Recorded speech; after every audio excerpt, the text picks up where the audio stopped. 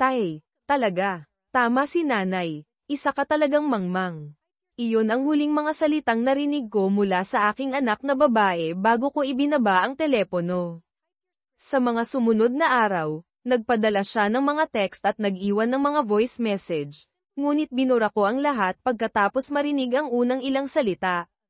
Sumasalamin ang mga ito sa sentimiento ng aking dating asawa. Nagawa na ng aking anak ang kanyang pagpili 10 taon na ang nakalipas, at nakikita ko ang kanyang mga pagtatangka na makipagkasundo bilang hindi tapat. Ako si Tom Williams, diborsyado at muling nagpakasal kay Kayla Williams. Nagsama kami sa loob ng 17 taon hanggang sa gumuho ang lahat, at syempre, ako ang sinisi.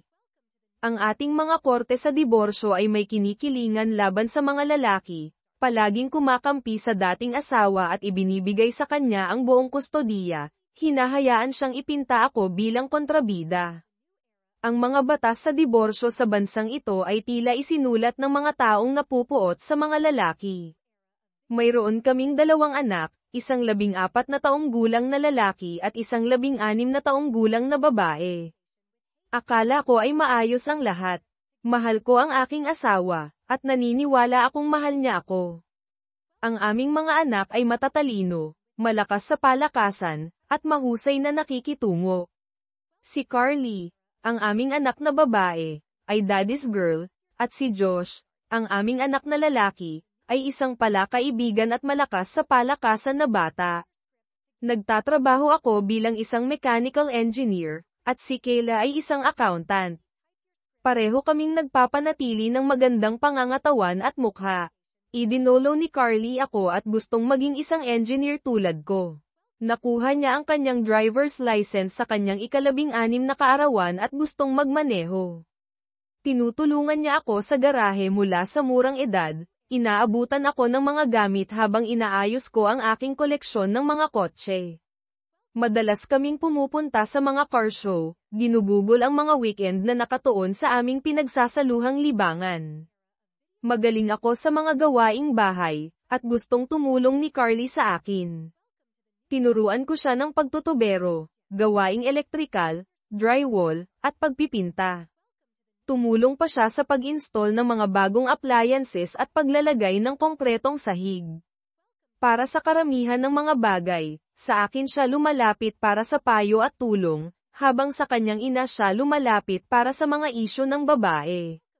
Kami ay bukas at tapat sa isa't isa, at lumalapit siya sa akin kapag siya ay may problema. Si Josh, sa kabilang banda, ay hindi interesado sa mga kotse. Siya ay isang mahusay na estudyante, nagtatagumpay sa panitikan sa Ingles at pag-aaral ng lipunan, at nag-uusap tungkol sa pagiging isang abogado. Mas malapit siya sa kanyang ina kaysa sa akin. Ilang linggo na ang nakalipas, nagsimulang kumilos si Kayla na malayo at paminsan-minsan ay natutulala. Kapag tinanong ko kung okay lang ang lahat, ipinagwalang bahala niya ako. Biyernes ng gabi nang makauwi ako mula sa trabaho ng 6:00, at kakaiba ang pakiramdam. Walang mga amoy ng hapunan, at hindi ako binati ni Carly. Ipinagpalagay ko na ang mga bata ay nasa labas kasama ang mga kaibigan. Inilagay ko ang aking briefcase sa aking opisina at umakyat sa itaas para magpalit. Sa silid tulugan, nakita ko ang itim na damit ni Kayla, lingerie, medyas, at takong na nakalatag. Tila lalabas kami, kahit na hindi niya sinabi sa akin. Nasa banyo siya at naglalagay ng makeup nang pumasok ako. Saan tayo pupunta, honey? Tanong ko, habang inaalis ang aking shirt. Wala tayong pupuntahan, sagot niya. Kung gayon, bakit ka naglalagay ng sobrang makeup at naglalatag ng isang mainit na outfit? Hindi ako pupunta kahit saan kasama ka. Lalabas ako. Talaga. Saan ka pupunta, at nasaan ang mga bata? Ang mga bata ay nagpapalipas ng gabi kasama ang mga kaibigan. May date ako, at hindi ako babalik hanggang umaga. Date, hindi ka babalik hanggang umaga. Tama, kung maganda ang lahat, magpapalipas ako ng gabi kasama siya. Nababaliw ka na ba? Hindi mo inaasahan na papayag ako dito. Kung gusto mong lumabas, Maghintay ka hanggang sa maging pinal ang diborsyo. Huwag kang maging katawa-tawa. Walang magiging diborsyo. Kailangan ko lang ang isang gabing ito para patunayan sa aking sarili na kaakit-akit pa rin ako. Kung mahal mo ako, hahayaan mo akong magkaroon nito. Kung mahal mo ako, hindi mo man lang iisipin iyon. Mahal kita, ngunit kailangan ko ito. Tumanda na ako at kailangang makaramdam ng kaakit-akit. Si Clarence, na 10 taon na mas bata, ay nakikipaglandian sa akin, at tinanggap ko ang kanyang panukala. Isang gabi lang ito para palakasin ang aking kumpiyansa. Hindi ako papayag dito. Alalahanin mo ang ating mga panata sa kasal.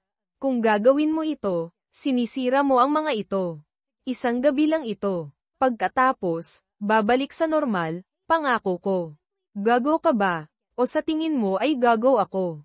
Kung sisirain mo ang iyong mga panata, tapos na. Pupunta ako agad sa isang abogado. Huwag kang maging tanga. Walang magiging diborsyo. Kung susubukan mo, lalabanan kita at mawawala sa iyo ang lahat. Makukuha ko ang buong kustodiya ng mga bata at papaputan ko sila sa iyo. Sinasabi mong mahal mo ako ngunit nagbabanta ka ng lahat ng ito. Mahal kita, ngunit kung susubukan mo akong diborsyohin, lalabanan ko. Kailangan ko lang ang isang gabing ito. At paano naman sa loob ng ilang taon kapag naramdaman mo ulit ang parehong paraan? Hindi na iyon mangyayari ulit. Isang gabi lang ito para masiyahan ang aking pag-usisa. Baka matuto pa nga ako ng bagong bagay para pasiglahin ang ating buhay sa kama. Kung itutuloy mo ito, tapos na ang ating kasal. Kanselahin mo ang date, at maaari nating subukan ang marriage counseling. Pag-uusapan natin ang counseling pagbalik ko bukas. Patuloy siyang nagbibihis. Nagpalit ako ng jeans at t-shirt at umalis sa silid. Kalaunan, bumaba siya sa kanyang outfit, hawak ang isang maliit na pataka, at sinuri ang kanyang sarili sa salamin sa may pintuan. Nakaupo ako sa sala nang bumusina ang isang kotse sa labas. Nandito na siya. Kailangan ko nang umalis. Magkikita tayo sa umaga. Yumuko siya para halikan ako, ngunit tumalikod ako, at hinalikan niya ang hangin sa halip. Sumimangot siya sa akin. Sige, kapag kumalma ka na, babalik sa normal ang lahat. Pagkatapos noon, tumalikod siya para umalis. Gumawa ako ng isang huling pakiusap. Kung lalabas ka sa pintong iyon, tapos na. Isipin mo munang mabuti ang pagtatapon ng 17 taon ng kasal. Lumingon siya sa akin. Wala akong itinatapon. Babalik ako, at magiging maayos ang lahat. Pagkatapos noon, binuksan niya ang pinto at umalis. Nagsimula akong umiyak, nagluluksa sa pagkawala ng aking kasal at ang babaeng minahal ko ng eksklasibo sa loob ng 20 taon, 17 taon ng kasal, 1 taon ng engagement, at 2 taon ng panliligaw. Hindi ko maintindihan kung paano niya nagawa ito sa akin. Hindi siya kailanman nagpahayag ng anumang kawalang kasiyahan. Normal ang aming buhay sa kama, at hindi siya kailanman humiling ng higit pa. Ibibigay ko sana sa kanya ang anumang gusto niya. Hindi kami kailanman nag-away, nagkaroon lamang ng mga normal na hindi pagkakasundo na palagi naming nalulutas. Napagdesisyonan ko na kung ano ang gagawin kung umalis siya. Pagkalipas ng kalahating oras, naghihintay pa rin sa kanyang pagbabalik. Sa wakas ay bumangon ako at nagtrabaho. Hindi siya bumalik, kaya umakyat ako sa itaas para ipatupad ang aking plano. Hindi ito maganda, ngunit iyon lang ang mayroon ako. Ang aming bahay ay may 4 na silid tulugan, ang master bedroom, ang silid ni Carly, ang silid ni Josh, at isang malaking guest bedroom na may pribadong banyo. Lumipat ako sa guest room. Inabot ako ng 2 oras para ilipat ang lahat. Alam ko ang mga batas sa diborsyo at ang aming no-fault state ay pinapaboran ang asawa, na nangangahulugang malamang na makukuha niya ang bahay, ang mga bata, alimony, at may iwan ako sa mga bayarin. Nakatira sa aking bagong silid, pumunta ako sa aming home office at nag-login sa aming online banking. Ilang taon na ang nakalipas. Nagbukas ako ng isang account sa aking pangalan para bumili ng mga regalo para sa kanya nang hindi nasesira ang sorpresa. Ngayon ay nagpasya akong gamitin ito ng iba. Inilipat ko ang kalahati ng aming checking at savings sa aking personal account, pagkatapos ay binayaran ko at kinansela ang lahat ng aming credit card at nag-issue ng mga bago sa aking pangalan. Ililipat ko ang aking mga direktang deposito sa trabaho sa Lunes at tatawagan ang aming broker para hatiin ang aming mga pamumuhunan. Nagawa na ang kaya ko, nagbuhos ako ng isang baso ng Jim Beam at natulog. Ito ay isang magulong gabi. Ang kama ay parang walang laman kung wala siya, at ang aking isipan ay hindi tumitigil sa pagtakbo. Patuloy kong iniisip kung ano ang maaari kong ginawa ng iba. Dapat ko bang sinubukang pigilan siya, harapin ang lalaki gamit ang isang baseball bat o isang sandata? Sulit ba ang mapunta sa kulungan? Halos hindi ako nakakatulog-tulog paminsan-minsan. Nang sumikat ang liwanag ng umaga sa bintana, bumangon ako, naligo, nag-ahit, at nagbihis. Bumaba ako, nag-almusal, at nagbasa ng pahayagan na may ilang tasa ng kape. Nang 9:00, bumalik si Kayla. Nasa aking opisina ako at tumitingin sa mga apartment na inuupahan. Nakapag-research na ako ng mga abogado at nag-schedule ng appointment para sa Lunes ng hapon. Magandang umaga, sweetheart. Umuwi na ako gaya ng ipinangako, masaya niyang sabi habang pumapasok. Hindi ko siya pinansin. Ang aking galit ay lumalaki buong gabi at umaga. Napagtanto ko na hindi ko karapat-dapat ang kanyang kawalan ng respeto, at walang magagawa ako para pigilan siya. Ito ay kanyang pagpili ng buo. Sinasabi ng mga tao na hindi mo maaaring biglaang ihinto ang pagmamahal sa isang tao, ngunit maaari mong gawing pagkamuhi ang pagmamahal na iyon. Ang pagkamuhi ay mayroon pa ring emosyon, ang kawalang interes ang tunay na kabaligtaran ng pag-ibig. Pagsapit ng umagang ito, ang aking pagmamahal sa kanya ay naging pagkamuhi. Nag-focus ako sa kanyang kawalan ng respeto, ang kanyang mga pagbabanta, at ang kanyang pagwawalang bahala sa aking damdamin. Honey, nasaan ka? Umuwi na ako, gaya ng sinabi ko, tawag niya, hinahanap ako. Narito ka pala, sabi niya, natagpuan ako sa aking opisina. Bumalik na ako, at maaaring bumalik sa normal ang mga bagay. Umabot siya para yakapin at halikan ako. Itinulak ko siya pabalik. Ilayo mo sa akin ang iyong maruming labi. Diyos lang ang nakakaalam kung ano ang iyong hinawakan. Nanlaki ang kanyang mga mata sa gulat. Hindi pa ako kailanman nakipag-usap sa kanya ng ganoon. Kailangan mong pumunta sa klinika at kumuha ng isang buong hanay ng mga STD test. Gusto kong makita ang isang notarized na malinis na report. Nagbago ang kanyang ekspresyon mula sa gulat patungo sa galit. Pupunta ako sa ating silid para matulog. Ako ay napagod buong gabi. Sana ay kumalma ka na at magpapakumbaba sa iyong pagiging bastos. Hindi ko maiwasang mapangiti, inaasahan ang kanyang reaksyon. Ano ang ginawa mo? Sigaw niya mula sa itaas. Nasaan ang iyong mga damit at gamit sa banyo? Bumalik siya sa aking opisina. Ang aking mga bagay ay eksaktong kung saan sila dapat. Walang laman ang iyong closet at mga drawer. Walang laman ang iyong panig ng dresser. Ang lahat ay nasa lugar nito. Ang aking mga damit ay maayos na nasa aking bagong silid tulugan na closet at dresser. Sa aking silid tulugan. Oo, lumipat ako sa iyong silid tulugan. Maninirahan ako sa aking bagong silid hanggang sa makahanap ako ng isang apartment at lumipat. Nagpasya ako na huwag munang banggitin ang mga pananalapi, hayaan siyang malaman ito. Sumikip ang kanyang mga mata. Pag-uusapan natin ito mamaya, bibigyan kita ng 1 linggo para makabawi, pagkatapos ay ibabalik ko ang lahat sa normal. Hindi hanggang sa makakuha ako ng isang notarized na report na ikaw ay malaya sa lahat ng sakit. Sabi ko, bumalik sa computer. Nanatili ako sa aking opisina halos buong araw. Umuwi ng maaga ang mga bata, at nagtataka ako kung gaano katagal bago nila mapansin na may mali. Nakahanap ako ng ilang magagandang apartment, pinunan ang mga form, at nag-schedule ng mga pagtingin para sa Martes.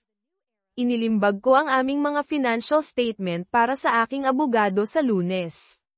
Bagaman wala akong ilusyon tungkol sa pagbebenta ng bahay, ang pag-alam sa halaga nito ay maaaring makatulong.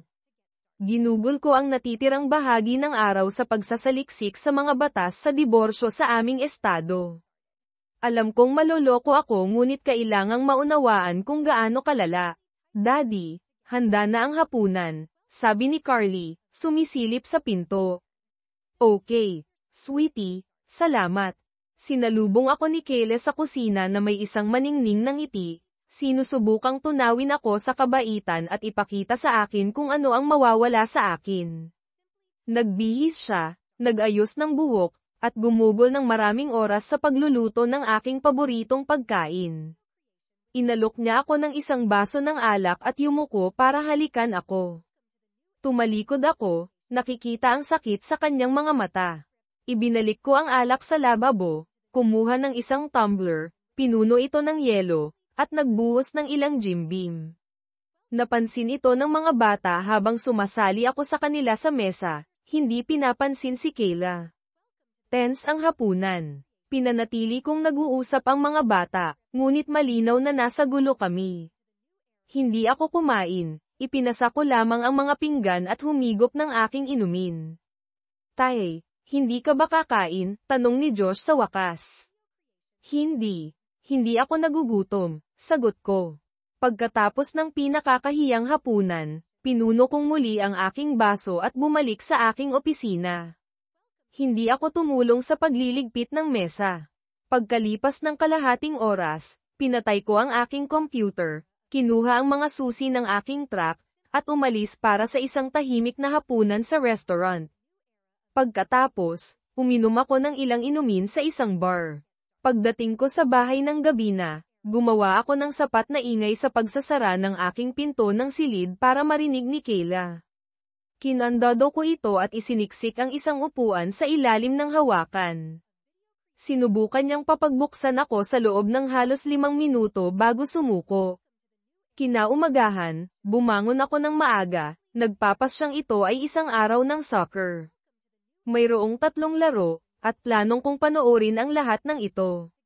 May mga gawaing bahay na kailangang gawin, ngunit hindi ko ito pinansin. Hindi na ako maninirahan dito ng matagal, kaya kayang tiisin ni Kayla.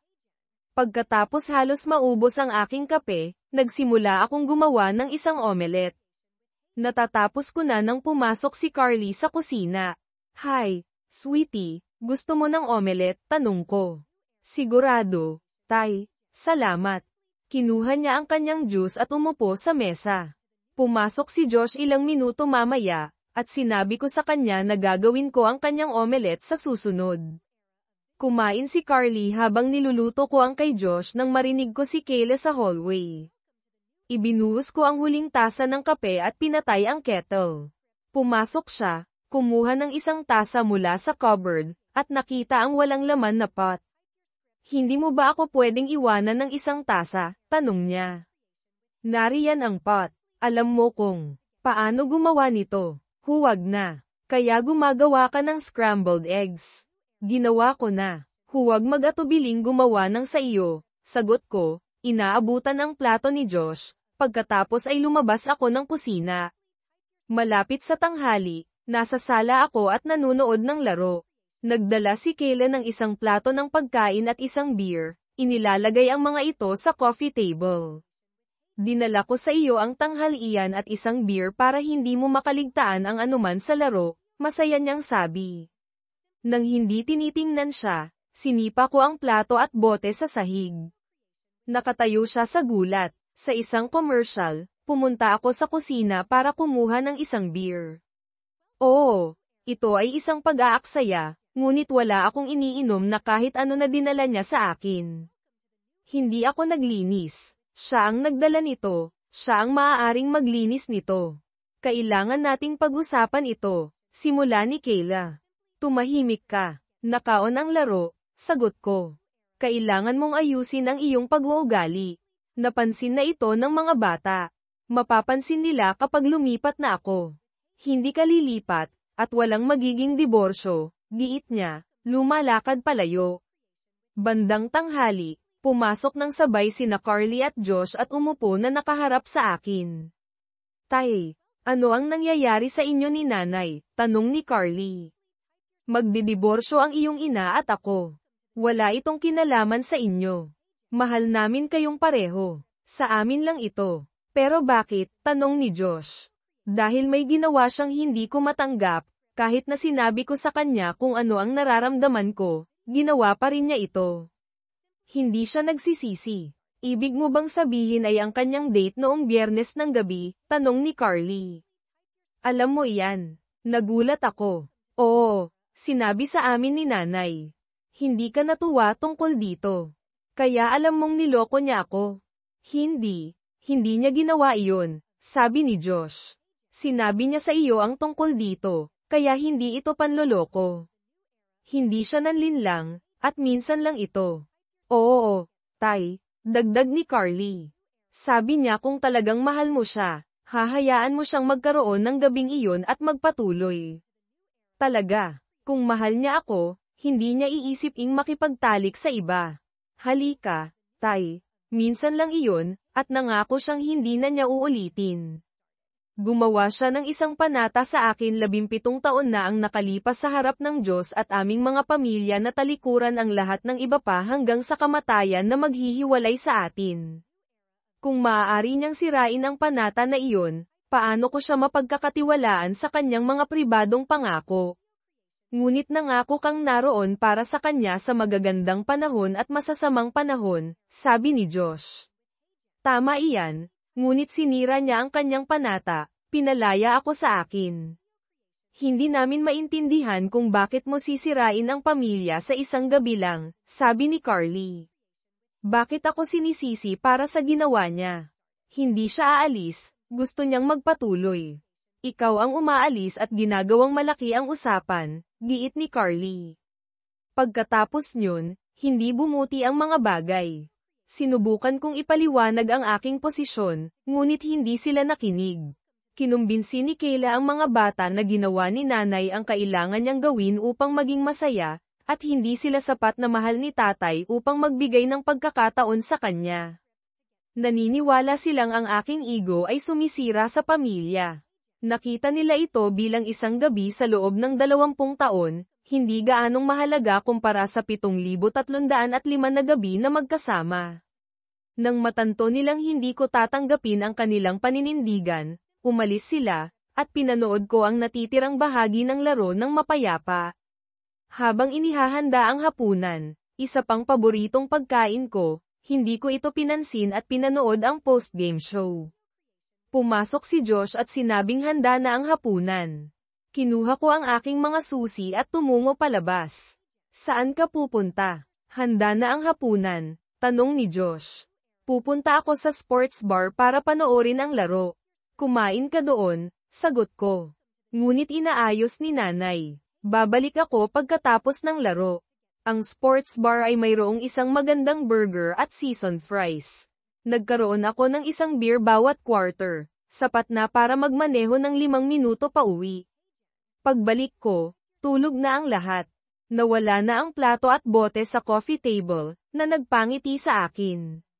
Lunes ng umaga, umalis ako ng maaga at tinawagan ang aking broker mula sa opisina para hatiin ang aming mga pamumuhunan. Nagbukas ako ng isang bagong account at inilipat ang kalahati ng aming mga pamumuhunan dito. Pagkatapos ay in-update ko ang aking mga HR record, inaalis si Kayla mula sa aking retirement account at inililista sina Carly at Josh bilang mga tagapagmana. In-update ko rin ang aking direktang deposito sa aking bagong account. Ipinaalam ko sa aking boss ang tungkol sa diborsyo at nangangailangan ng oras na wala.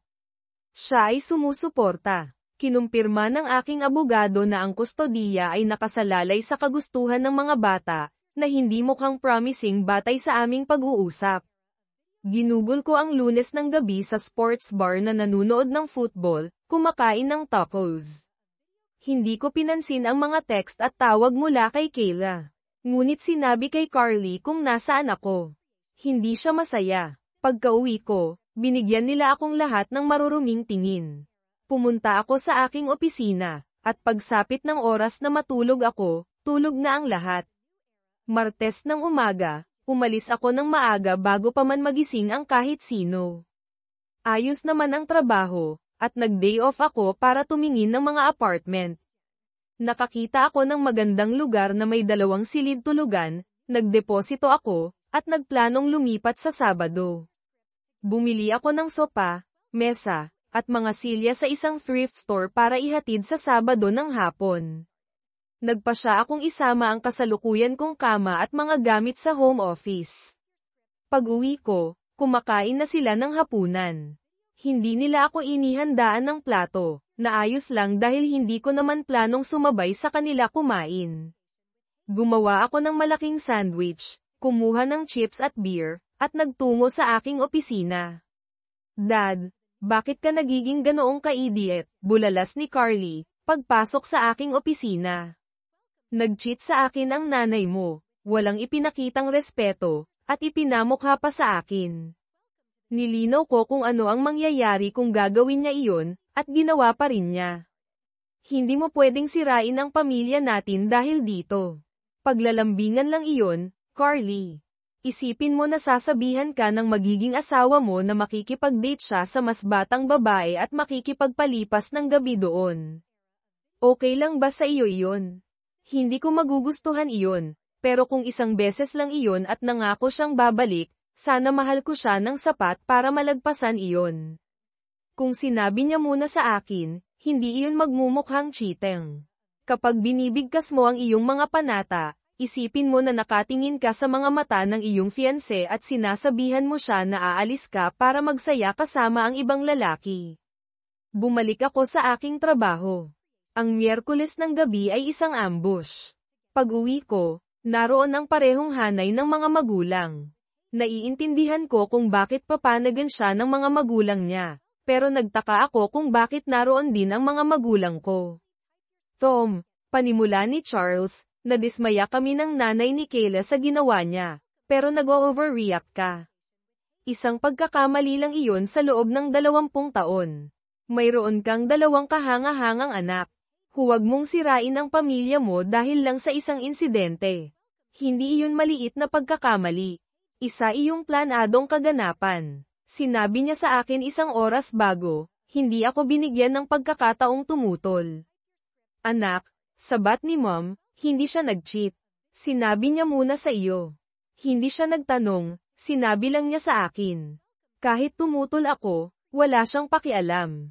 Sinabi ko sa kanya kung ano ang mangyayari kung itutuloy niya iyon, at ginawa pa rin niya. Tom, sabi ng tatay ko, naiintindihan ko ang sakit at galit mo, pero isipin mo ang pamilya mo. Mahal ka namin at nandito kami para tulungan kang maghilom. Mahal ka pa rin ni Kayla at iginigiit niya na hindi na niya iyon uulitin. Sa pamamagitan ng counseling at pagsisikap, malalampasan mo ito. Ang pagwasak sa pamilya ay hindi ang sagot. Isipin mo ang nanay mo at ako.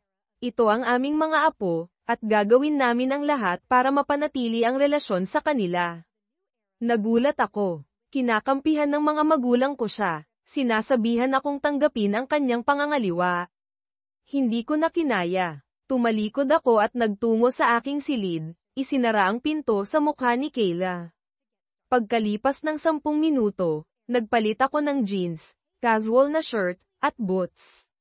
Dumaan ako sa sala at lumabas ng pinto nang walang sinasabi, binabalewala ang kanilang mga pagtatangka na kausapin ako.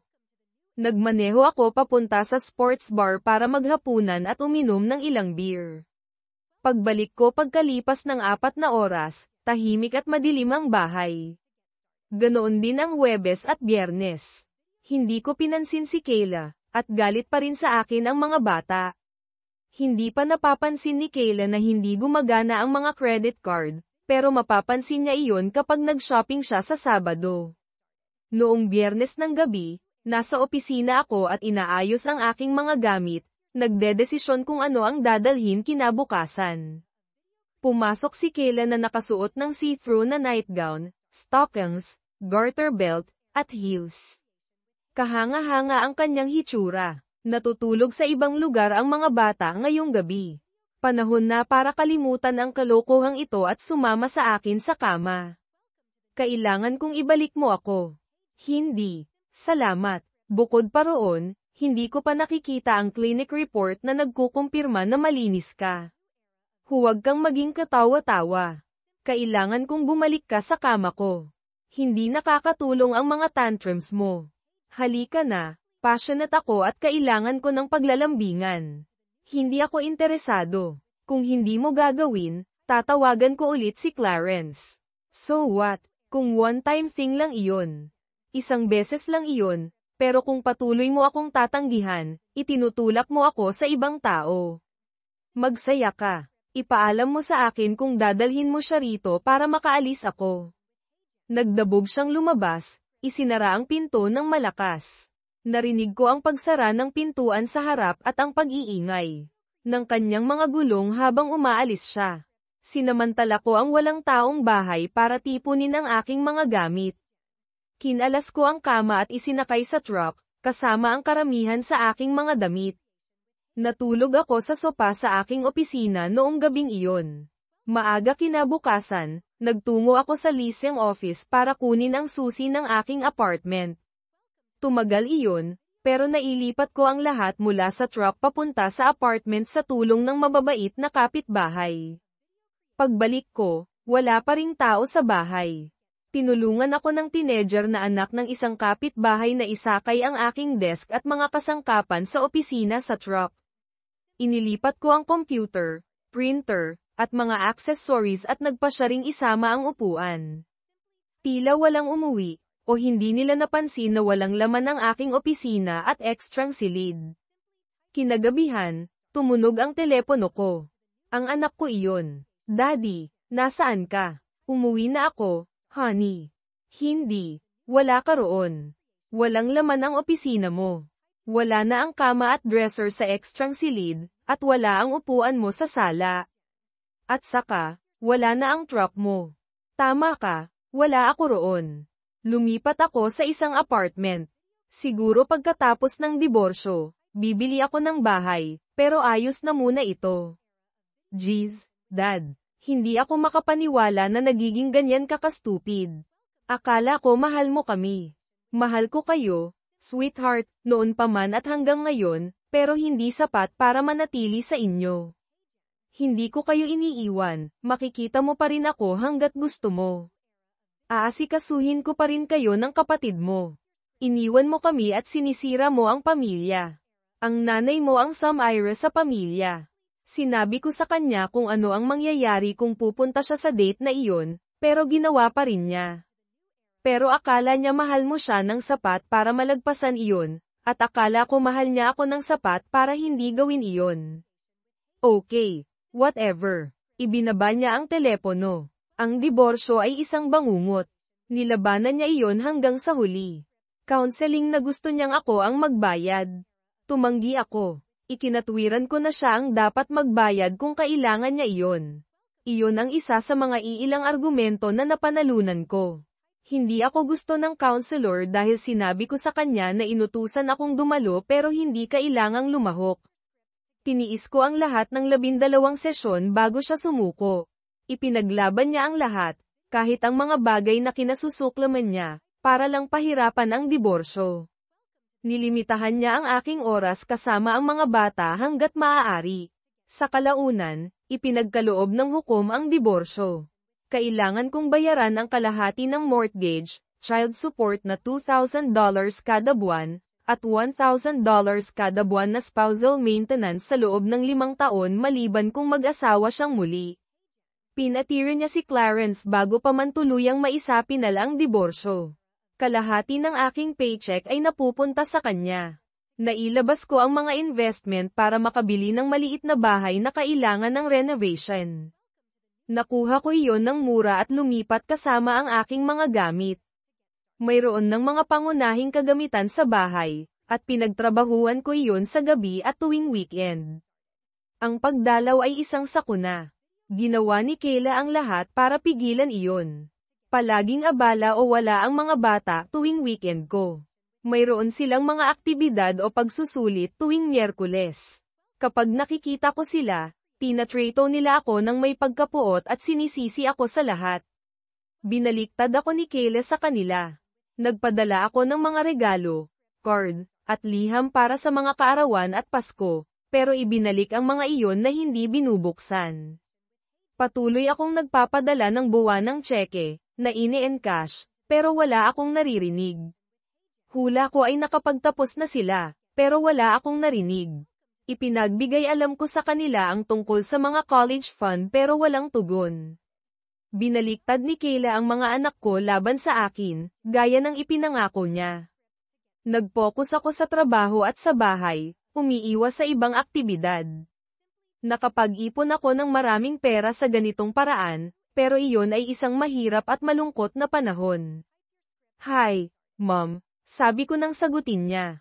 Tom, kumusta ka? Masayang tugon niya.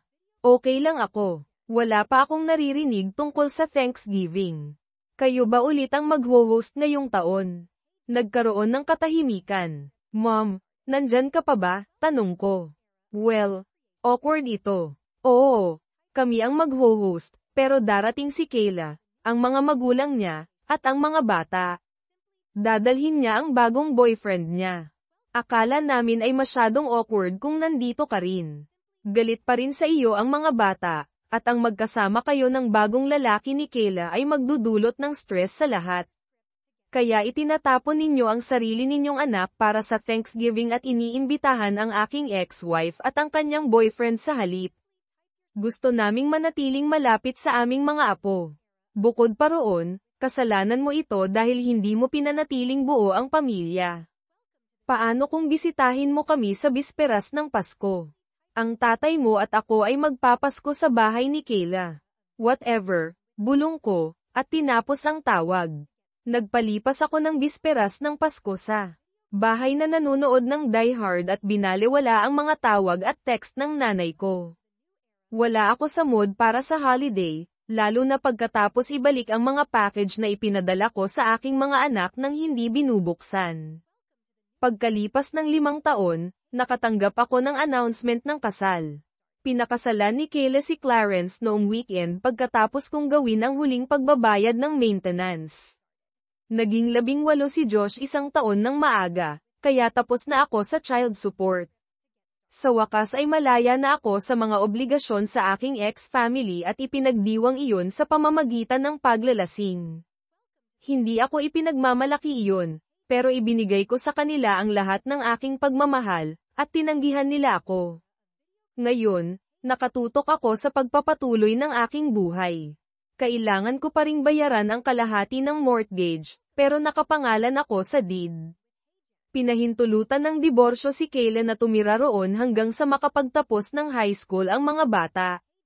Sa pagtatapos ni Josh, may karapatan ako sa kalahati ng halaga ng ari-arian.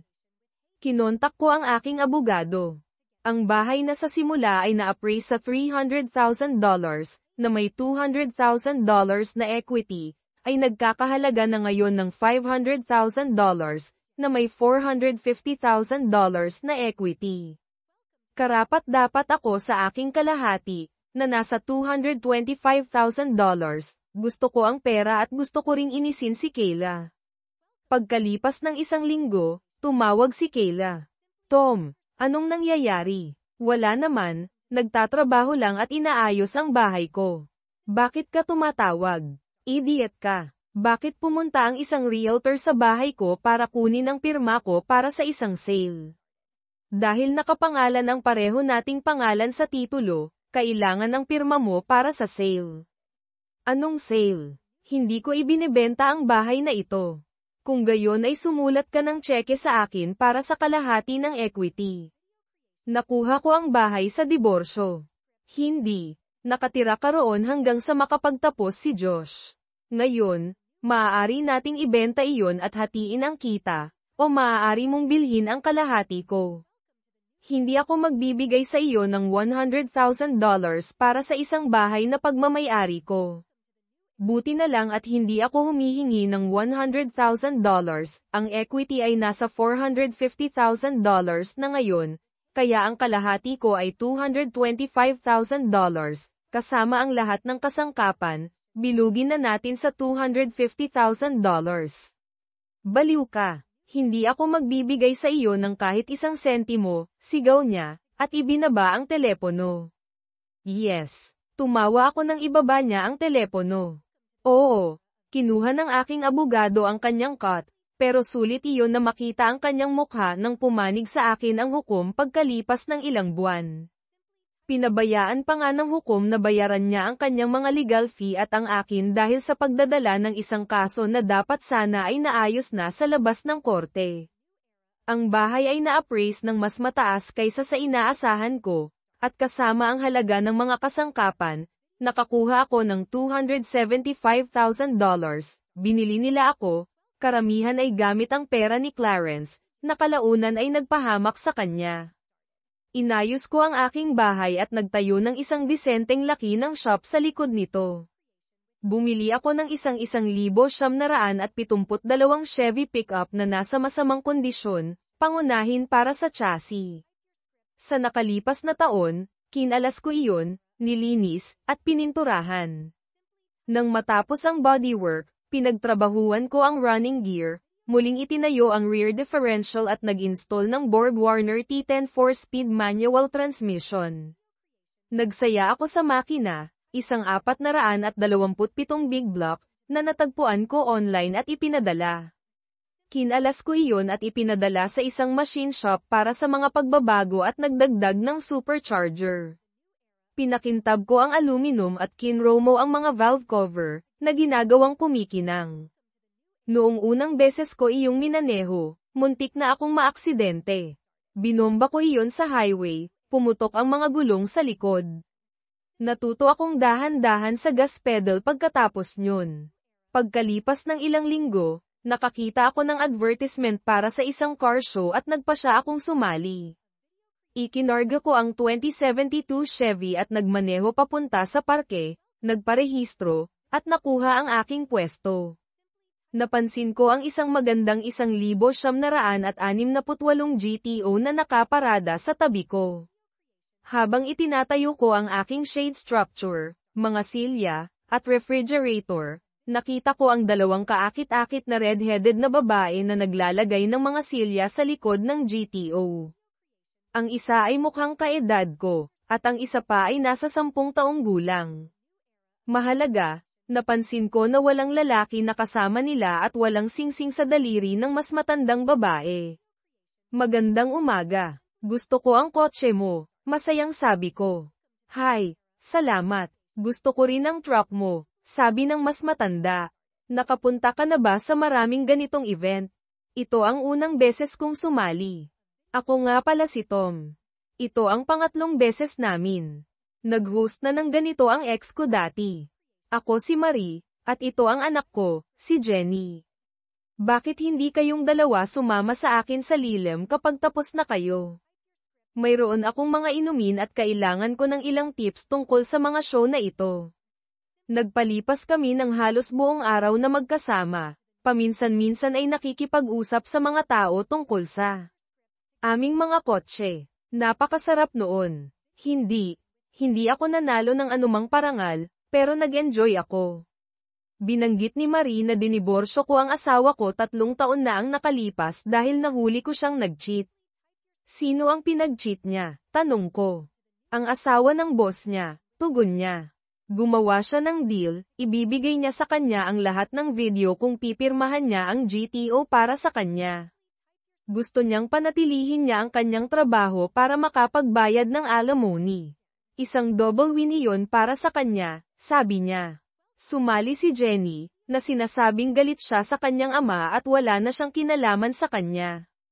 Habang papalapit na ang katapusan ng show, iminungkahi ko, paano kung maghapunan sa Red Lobster malapit dito?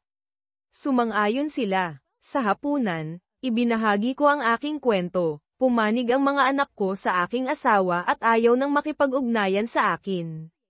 Natigilan si Jenny. Nag-cheat siya, at sinisisi kanila. Oo, binaliktad niya sila laban sa akin, sabi ko. Ipinatong ni Marie ang kanyang kamay sa aking balikat. Ikinalulungkot ko iyon, Tom. Hindi mo iyan deserve. Salamat, Marie. Tugon ko, at pinalitan ang paksa sa isang bagay na mas nakakatuwa.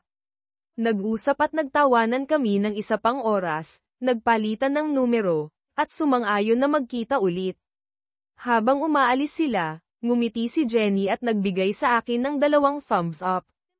Noong susunod na weekend, niyaya ko si Marie na lumabas para maghapunan at sumayaw. Sumang-ayon siya ng buong puso. Gusto ko iyan, sabi niya. Pagkatapos ng aming ikatlong date, inimbita ko sila sa aking bahay at nagluto ng hapunan. Natuto akong magluto pagkatapos ng diborsyo ko, sabi ko, habang hinahain ang lasagna. Tila nagustuhan nila iyon. Maganda ang bahay mo, sabi ni Marie, pero narinig kong sinasabi niya kay Jenny na kailangan nito ng feminine touch. Hindi sana ako makikipagtalo. Noong sumunod na weekend, binisita ko sila. Ang pagluluto ni Marie ay nagpahiya sa akin. Maging si Kayla ay hindi kasing galing. Umamin ako, humihingi ng paumanhin dahil sa sobrang pagkain. Tumawa sila.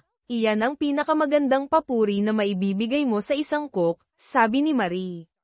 Magaling din magluto si Jenny. Pagkalipas ng 2 weekend, dinala ko si Marie sa hapunan at isang dance club. Sa isang slow song, nagdikit kami, sumasayaw sa ritmo ng musika, at nauwi sa paghalik.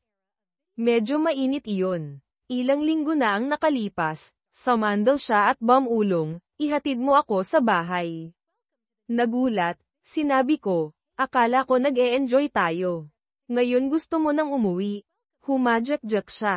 Hindi, silly, ihatid mo ako sa bahay mo. Nakampante, sumang-ayon ako. Sa kabutihang palad, mayroon akong regular na truck at hindi ang 2072, na maaaring hindi kinaya ang biyahe. Pumunta ako para doon. Kinabukasan, ginawan ko siya ng almusal bago ko siya ihatid sa bahay. Nakakuha ako ng isa pang double thumbs up mula sa red-headed na teenager sa bintana. Nag-propose ako, at sinabi niyang oo. Nagkaroon kami ng isang simpleng seremonya sa harap ng isang hukom, at lumipat sila sa bahay ko. Tinatawag na nga ako ni Jenny na, Daddy. Kahanga-hanga ang buhay. Sa kabila ng paminsan-minsang hindi pagkakasundo, nagkaroon din kami ng mga pagkakaiba ni Jenny. Teenager siya, at ako ang awtoridad na figura. Gayunpaman, iginagalang niya ako, at mahal ako ng nanay niya gaya ng pagmamahal ko sa kanya. Pagkalipas ng 1 taon, nakatanggap ako ng hindi inaasahang tawag mula sa isang hindi kilalang numero. Hello. Hi, Daddy, sabi ng isang masayang boses. Carly, tanong ko. Yes, Daddy, it's me. May magandang balita ako, sabi niya. Talaga, ang sarap marinig ang boses mo. Magpapakasal na ako, anunsyo niya. That's wonderful, honey. I'm so happy for you. Gusto kong narito ka sa kasal ko, sabi niya. Of course. It's a great honor to walk my daughter down the aisle. May wedding fund din ako para sa iyo. Oh, no. Si Clarence ang nagbabayad para sa kasal, at siya ang maglalakad sa akin dahil magiging awkward para sa iyo at kay Mom. Hindi ka man nasa front pew, gusto pa rin kitang narito. Clarence, ang lalaking ipinagtraidor sa akin ng iyong ina. Nagpakasal ba siya sa kanya? Dad, sinusubukan kong buuin muli ang relasyon natin. Pagkaalis mo, nagkaibigan at nagpakasal sina Clarence at Mom. Kasalanan mo ito. Kung hindi ka umalis, hindi sana sila nagpatuloy sa pagde-date. Malinaw na sa tingin mo ay walang ginawang mali ang iyong ina. Hindi ko kayang suportahan ang isang kasal na naniniwala akong mabibigo. Baka magtaksil ka rin sa iyong asawa tulad ng ginawa ng iyong ina, at kinuha mo ang huling karangalan ko at ibinigay mo ito sa lalaking sumire sa ating pamilya. Ipinapakita mo kung gaano ka naging makasarili. Fine, huwag kang umasang makikita mo ang iyong mga apo kung ganyan ka umasta. Wala akong gustong gawin sa kanila. Talaga, Dad. Tama si Mom, isa ka talagang hanggal. Click, iyon ang huling narinig ko mula sa aking anak nang ibaba ko ang telepono. Ganito pala ang relasyon ko sa kanya o kay Josh. Masakit na sinisisi pa rin nila ako sa mga ginawa ng kanilang ina. Ibinulsa ko ang telepono ko at nagtrabaho sa 1963 Chevy pickup na kinuha ko sa bukid. Gusto kong maging mas madaling imaneho kaysa sa 2072 ko, na may rebuilt na 350 engine, na medyo mas malakas kaysa sa orihinal. Hindi ko napansin na kinuha ni Jenny ang telepono ko. Hindi ko man lang alam na umuwi na siya. Nakita kong tumatawag ang telepono ko mula sa isang hindi kilalang numero, isa sa maraming tawag sa panahon ng pagpaplano ng kasal. Hello. Hi. Ito ba si Carly Williams? Oo. Ano ang maitutulong ko sa iyo? Tumigil ka sa pagtawag sa tatay ko at sa pagiging baka sa kanya. Siya ang pinakamagandang lalaki na kilala ko, at hindi niya kailangan ng isang spoiled na babae tulad mo na nagpapaalala sa kanya ng nakaraan. Wala kang silbi pati na rin ang pamilya mo. Sino ka? Ako si Jenny Williams, kapatid mo. Ikinasal ang nanay ko sa ex-tatay mo, at inampon niya ako. Mahal ko siya at iginagalang ko siya, hindi katulad mo.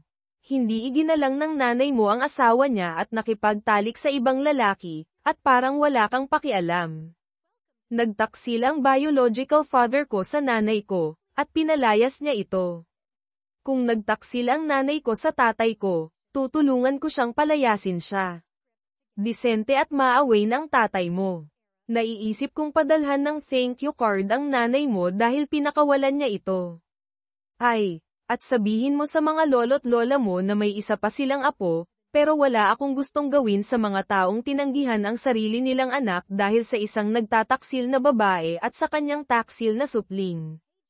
Kapag sinabi mo ang mga panata mo, isipin mo ang asawa mong nagtataksil sa iyo at tawagan mo ako para matawa ako. Magkaroon ka ng masamang buhay, sis. Ibinaba niya ang telepono. Nakatitig ako sa telepono ko dahil sa gulat. Una, nalaman kong nagpakasal ang tatay ko nang hindi nagsasabi sa amin. Pagkatapos ay nalaman kong mayroon akong nakababatang kapatid. Hindi ko maalis sa isip ko na kamukha ko siya. Dati, sinabi ni Mom kay Josh at sa akin na aalis si Dad dahil sa isang maliit na bagay. Sa una, naisip ko na siguro may magandang dahilan si Dad at naisip kong tumira sa kanya, ngunit ipinaliwanag ni Mom na kailangan niya lang ng isang maliit na bagay para maibalik ang kanyang lakas. Maikling panahon lang iyon kumpara sa kanilang mahabang panahon na magkasama. Gustong ayusin ni Mom ang mga bagay, ngunit hindi man lang sinubukan ni Dad. Siya ang umalis at sumire sa amin. Hindi ko makapaniwala kung gaano kabastos si Jenny sa akin. Hindi niya ako binigyan ng pagkakataon na ipaliwanag na inabandon na kami ni Dad at sinusubukan ni Mom na magpatuloy. Isang beses lang iyon, walang gaanong halaga sa kanilang mahabang relasyon, at tinawag niya akong masasamang pangalan nang hindi ako kilala. Bakit kaya galit na galit si Dad? Siyempre si Clarence ang maglalakad sa akin, matagal na siyang narito para sa akin. Hindi ko nakausap si Dad simula nang sabihin namin ni Josh sa kanya kung gaano kami kagalit sa pag-alis niya. Bukod pa rito, nagbabayad si Clarence ng halos $20,000 para sa kasal ko. Hindi ko maisip kung gaano kaliit ang naitabi ni Dad. Pagkalipas ng kalahating oras, nang bumalik ang nanay ko at ang mga lola ko mula sa pamimili, nalungkot pa rin ako sa mga tawag na iyon. Honey, anong problema? Tanong ni Mom. Sinabi ko kay Dad tungkol sa kasal at inimbita ko siya. Akala ko gusto niyang narito, at baka maibalik natin ang relasyon natin. Oh, that's wonderful, bulalas ni Lola Williams. Darating ba siya? Hindi na namin siya narinig simula nang tumawag siya tungkol sa Thanksgiving noong nakaraang taon. Bumantong hininga ako. Hindi. Nagalit siya nang sabihin kong si Clarence ang maglalakad sa akin at magiging awkward para sa kanya na umupo kasama sina Mom at Clarence. That's too bad. Akala ko nalampasan na niya ang kanyang katigasan ng ulo ngayon, sabi ni Lola. Well, mas lumala pa. Nalaman kong mayroon akong half-sister, dagdag ko. Ano, sabay-sabay nilang sabi. Oo. Isang babaeng nagngangalang Jenny Williams ang tumawag pagkatapos ibaba ni Dad ang telepono. Tila, ikinasal niya ang nanay niya at inampon siya. Hindi siya mabait sa telepono. Ang pinakamagandang sinabi niya ay pasalamatan ang nanay ko sa pagiging tanga, o hindi sana siya magkaroon ng isang napakagandang tatay. Isinalaysay ko sa kanila ang parehong tawag sa telepono. Nagulat sila sa galit ni Dad at Jenny. Nagpakasal si Tom, at hindi kami inimbitahan. Hindi man lang niya sinabi sa amin, bulong ni Lola. Mayroon akong isa pang apo. Dumating na sa wakas ang araw ng kasal ko. Naisip ko sandali ang tatay ko at nalungkot ako na wala siya doon, ngunit ito ang masayang araw ko. Ikinakasal ako sa lalaking mahal ko. Kinuha ni Clarence ang kamay ko, at naglakad kami papunta sa altar sa saliw ng The Wedding March. Sobra akong masaya, napapaligiran ng mga kaibigan at pamilya. Si Josh ay isa sa mga groomsmen ni Bobby. Napuno ng mga luha ng kagalakan ang mga mata ko. Nakangiti si Bobby sa akin mula sa altar, at tumingin sa akin si Mom nang may pagmamalaki. Itinaas ni Clarence ang belo ko, hinalikan ako sa pisngi, at sinabi, "Congratulations, baby girl." Ibinigay niya ako kay Bobby. Nang tanungin ng pari kung sino ang nagbibigay sa nobyang ito, sumagot si Clarence, "Her mother and I." Parang mali ang pakiramdam ko, pero hindi ko alam kung bakit. Nang magsimula ang seremonya, inulit ko ang mga panata ko na mamahalin at aalagaan, sa hirap at ginhawa, sa sakit at kalusugan. Hindi ko na maituloy. Naalala ko ang mga sinabi ni Jenny at naisip ko si Bobby na may ibang babae, pagkatapos ay siya bilang isang sirang tao kung magtaksil ako. "I understand now," sabi ko. Mukhang nag-aalala si Bobby. Gaman ang pakiramdam ko at ngumiti ako. "I finally get it," sabi ko kay Bobby. "That's great, Carly, but what did you realize?" "Everything," sagot ko, at pagkatapos ay sumeryoso. "Bobby, mahal mo ba talaga ako?" "Of course, I love you." "Paano mo yan natanong?" "Kailangan kong magtanong dahil hindi kita kayang pakasalan ngayon." Nagulat ang mga manunood. Magpapakasal pa rin tayo, hindi lang ngayon. Mali ito, at kailangan kong itama ito. Gusto kong magpakasal ng isang beses lang, habang buhay.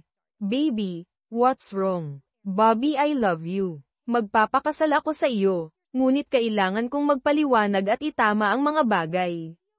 I-reschedule at ipaplano muli natin ang kasal natin. Hindi mo ako iiwan sa altar. Tama ba?" "Hindi. Dapat sumama ka sa akin." "I'm sorry, pero hindi natin ito magagawa ngayon. Hindi natin kinakansela, ipinagpaliban lang natin. Sasabihin namin sa iyo ang bagong petsa. Kung ayaw mong sumama, naiintindihan namin, ngunit isipin mo ang kwento na ikukwento mo." Handa na ang reception hall. Bayad na ang lahat, kaya tamasahin ninyo ang pagkain, inumin, at pagsasayaw. Sasagutin ni Clarence ang bill. Kinuha ko ang kamay ni Bobby at bumalik sa pasilyo. Hinaranggan ni na Mom at Clarence ang daanan ko. Sumigaw si Clarence tungkol sa pera na ginastos niya at hinihiling na bayaran ko siya. Tanong ni Mom, "Carly, what are you doing?" Itinatama ko ang pagkakamali na ginawa ko noong mga nakaraang taon. "Anong pagkakamali?" "Pagdinig sa iyo sa halip na suportahan si Dad. Ang pagkakamali ng pagsisisi sa kanya sa paghihiwalay gayong kasalanan mo naman ang pagtataksil." "Carly, I'm your mother. Speak to me with respect." "Respect. Once a cheater, always a cheater." "Carly, how dare you? How dare I?" Napagtanto ko ngayon kung gaano ka kasamang tao. Nakita ko kung gaano kasakit kung nagtaksil sa akin si Bobby, tulad ng pananakit mo kay Dad. Sa palagay ko, mabuti palang role model si Dad, ngunit hindi ka. "What do you mean?" tanong niya, may takot sa mga mata. "Sa tingin mo ba hindi ko alam ang tungkol sa mga workouts mo kasama si Jim Davis sa apartment niya, o ang mga sesyon mo kasama si Carlos Napulgay? Paano ang landscaping crew? Mayroon akong video footage ng mga affair mo at pagbibigay kay Mario na iyong barbero ng Fien." Hindi bababa sa hindi kailangang mag-alala ni Clarence tungkol sa panloloko mo sa iyong boss, dahil siya ang iyong boss, at huwag kalimutan si Alan Morris iyong kapitbahay. Tumingin si Mom kay Clarence, na mukhang gulat na gulat. Nagpatuloy ako, "Clarence, Isinusumpa kong babayaran ko ang pera na ginastos mo sa kasal na ito nang may parehong pangako gaya ng nanay ko sa kanyang mga panata. Pagkatapos ay hinayla ko si Bobby sa pasilyo at huminto para kausapin ang videographer. Nakuha niya ang lahat at ibinigay sa akin ang kopya ng video.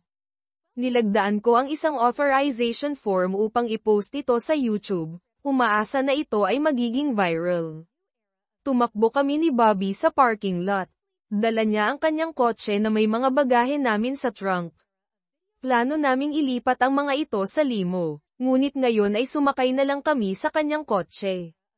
Alam kong magugustuhan ni Dad si Bobby, lalo na kapag umungal ang 440 cylinder engine ng 1,969 na Challenger niya, hindi man GM, ngunit isa pa rin itong hayop. Saan tayo pupunta? Tanong niya habang mabilis kaming lumabas sa parking lot. Head west on 156. Ilalagay ko ang address sa Waze, sagot ko, habang kinakalikot ko ang telepono ko. Hindi mahirap hanapin. Alam ko ang bayan na tinitirhan niya, at ang mabilis na paghahanap sa mga record ng real estate ang nagbigay sa akin ng address. 2 oras ang layo niya. Sana ay nasa bahay siya pagdating namin. Hindi kami huminto upang magpalit ng damit. Nasa isang misyon ako at ayaw kong mag-aksaya ng oras. Hindi karaniwan na buksan mo ang iyong pinto sa isang babae na may suot na damit pangkasal at isang lalaki na nakasot. Kung isa kang pari sa isang simbahan, maaaring mangyari paminsan-minsan, ngunit hindi ako pari, ni hindi ako nakatira sa isang simbahan. Ang mas malaking sorpresa ay ang pagkilala sa aking anak na babae, na nagpahiwatig na ayaw niya akong makita. Ngayon ang kanyang araw ng kasal, kaya bakit siya narito sa halip na nasa simbahan, reception, o sa kanyang honeymoon? Daddy, maaari ba kitang makausap sandali? Mangyari, tanong niya ng mahina. Gulat pa rin ako, humakbang ako at pinapasok ko sila, kumikilos papunta sa living room, kung saan naroon sina Marie at Jenny. Mukha silang gulat. Oh, Carly, ito ang aking asawa, si Marie, at ang aming anak na babae, si Jenny. Humarap kay Marie, Jenny, Marie, ito si Carly. Paumanhin, ngunit hindi ko alam kung sino ang lalaki na kasama niya. Oh, Dad, ito si Bobby Jensen, pagpapakilala ni Carly. Bobby, ito ang tatay ko, si Tom Williams, ang kanyang asawa, si Marie, at ang kapatid kong si Jenny. Fiancé, akala ko katatapos mo lang magpakasal, ilang oras na ang nakalipas, sabi ko, naguguluhan. Iyon ang kailangan kong pag-usapan. Hindi ko magagawa ngayon. Hindi ako makapagpakasal maliban kung ihahatid ako ni Daddy sa altar. Daddy, sa wakas ay naiintindihan ko na. Tama ka. Paumanhin sa pagsisisi ko sa iyo. Si Mom ang sumuko sa amin, hindi ikaw. Paumanhin sa lahat ng sinabi at ginawa ko. Hindi mo dapat naranasan ang alinman doon. Bata at tanga ako at nakinig sa maling mga tao. Patawarin mo ako at hayaan mo akong bumalik sa iyong buhay. Gusto ko talagang pakasalan si Bobby, ngunit kailangan kitang ihahatid sa altar. Dapat ay nakatuon ako sa ibang mga bagay, ngunit hindi ko kayang balewalain ang eksena na nangyayari. Natutuwa ako na napagtanto ni Carly na hindi ako ang masamang tao at gusto niya akong bumalik sa kanyang buhay, ngunit kailangan kong malaman ang higit pa. Kaya, Carly, may nangyari ba sa kasal? Nakasuot ka ng damit pang kasal, at nakasuot ng suit si Bobby. Talaga bang nasa kasal kayo? Tumingin siya sa sarili niya, pagkatapos ay kay Bobby. Oo. Nasa kalagitnaan na kami ng seremonya nang magkaroon ako ng epiphany. Narito, sabi niya, inaabot sa akin ang isang disc, baka panoorin mo ito habang nagpapalit kami ni Bobby. Kinuha ni Bobby ang kanilang malita mula sa kotse, at dinala ni Marie si Carly sa isang silid upang magpalit. Samantala, nag-set up ako ng isang video player na nakakonekta sa malaking screen. Nang handa na sina Carly at Bobby, sumama sa akin si Marie, at pinindot ko ang play. Nagsimula ito tulad ng isang normal na seremonya ng kasal. Inihahatid ng mga groomsmen ang mga bridesmaid sa pasilyo, at pagkatapos ay naghiwalay sa altar. Pumasok si Bobby kasama ang pari, pagkatapos ay ang ring bearer at flower girl. Sa wakas, inihahatid ni Clarence si Carly sa pasilyo. Ang lahat ay tipikal hanggang sa magsimulang sabihin ni Carly ang kanyang mga panata. Bigla siyang nahirapan magsalita at natigil sa isang salita. Nagawa niya. Hindi ko makapaniwala na tumama ito sa kanya, bulong ni Jenny sa sarili niya. Akmang tatanungin ko si Jenny kung ano ang ibig niyang sabihin nang ihinto ni Carly ang kanyang mga panata at binago ang lahat. Ipinakita sa video na hinihinto niya ang kasal at kinonfront ang kanyang nanay, na inihayag ang kanyang dumaming panloloko mula nang magpakasal kay Clarence.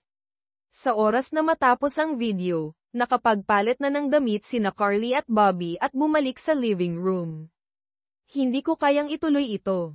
Sa pagtingin sa mga mata ni Bobby, napagtanto ko kung gaano niya kasakit kung gagawin ko sa kanya ang ginawa ni Mom sa iyo. Sa wakas ay naintindihan ko na kung ano ang ibig sabihin ng forsaking all others at nakita ko kung paano sinira ni Mom ang panata na iyon. Dishonor ka niya, at dishonor kita sa hindi pagbibigay sa iyo ng lugar ng karangalan na nararapat sa iyo. Napagtanto ko na kung gusto kong magkaroon ng kahulugan ang aking mga panata, kailangan kitang ihahatid sa altar, hindi sina Mom at Clarence. Ngumiti si Carly at tumingin kay Jenny. Kailangan ko ang kapatid kong bunso bilang isang bridesmaid. Ginayang ako ng mga salita mo. Paano ako magpapakasal kung wala ka sa tabi ko? Nag-usap kami ng maraming oras. Kinuha ni Jenny ang numero ni Carly mula sa telepono ko at tinawagan siya pagkatapos kong pumunta sa workshop. Habang gumagabi, hinilingan ko sina Carly at Bobby na manatili sa guest bedroom. Sa buong gabi, nakatanggap si Carly ng ilang tawag. Hindi niya pinansin sina Clarence at Kayla, ngunit kinausap niya ang mga kaibigan na nag-e-enjoy sa reception. Hindi makakansela ni Clarence ang reception, kaya nagpakita siya upang makita ang mga taong sinasamantala ang open bar at pagkain. Nagpadala si Josh kay Carly ng video ni na Clarence at Kayla na nagtatalo, na madalas na sumisigaw si Clarence ng cheating trumpet. Mukhang natatapos na rin ang relasyon nila. Kinansela ni Josh ang kanyang mga reservation ngunit nagbayad ng penalty. Sina Carly at Bobby ay nanatili sa amin buong linggo, dahil nag-live na sila para sa kanilang honeymoon. Muling kumonekta ako kay Carly at nakilala ko ng mas mabuti si Bobby.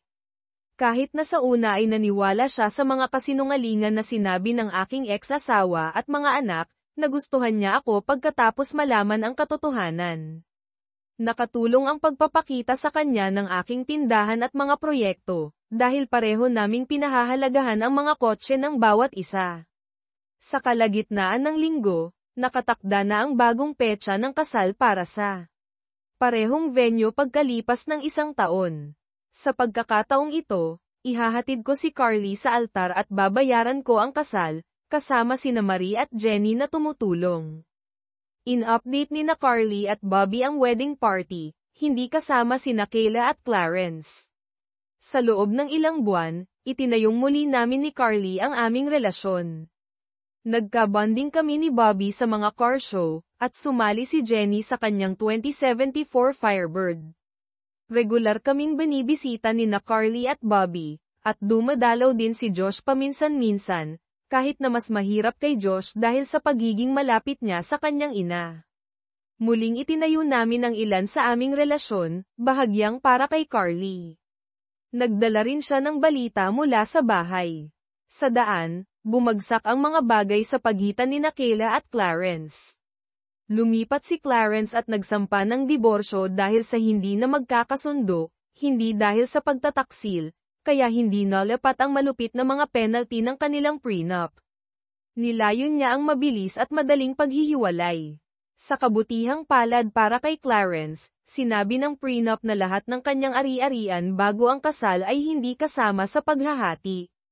Makukuha ni Kayla ang kalahati ng ari-arian na nakuha sa panahon ng kasal, na hindi gaanong karamihan ang bahay at humigit kumulang $50,000, Sinubukan ni Clarence na i-claim ang bahagi ng bahay ngunit walang katibayan. Bagaman ginamit niya ang kanyang pera upang bilhin ang bahagi ko pagkatapos ng diborsyo, hindi niya ito mapatunayan. Kumuha siya ng business loan para sa kanyang kumpanya upang makuha ang pera ngunit hindi niya idokumento ang mga gastos. Dahil si Kayla ang nagmamay-ari ng bahay bago sila ikinasal at hindi niya kailanman inilagay ang pangalan ni Clarence sa titulo, tumanggi siyang pag-usapan ito. Napilitan si Clarence na bayaran ang loan nang hindi nakakakuha ng anumang balik. Sa oras na napagtanto niya ito, huli na para magsampa ng reklamo sa pagtataksil. Kumalat ang mga tsismis tungkol sa pagtataksil ni Kayla, na sumisira sa kanyang reputasyon.